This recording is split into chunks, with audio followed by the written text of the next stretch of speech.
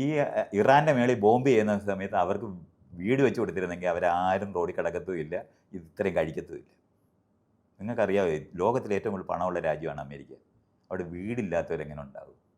ഈ കേരളത്തിലില്ല വീടില്ലാത്തവർ. നമ്മൾ വെറുതെ നോക്കിയാൽ മതി.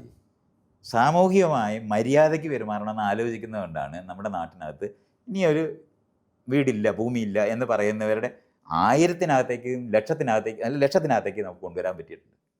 അതേ സമയത്ത് യഥാർത്ഥത്തിൽ വിദ്യാഭ്യാസമ്പന്നരായിട്ടുള്ള വീടുകളിൽ താമസിച്ചിരുന്നവർക്ക് വാടക കൊടുക്കാൻ കഴിയാത്തത്രയും അത് ഉയർന്നു പോയിട്ട് റോഡിലായി പോയ ആൾക്കാരാണ് ആ കിടക്കുന്ന മുഴുവൻ.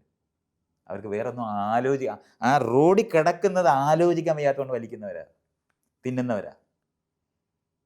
അത് സാമൂഹ്യ ദ്രോഹികളായ ഒരു ഭരണകൂടം അവിടെ ഇരിക്കുന്നതുകൊണ്ടാണ് ആ ആളുകൾ അവിടെ കിടക്കുന്നത്.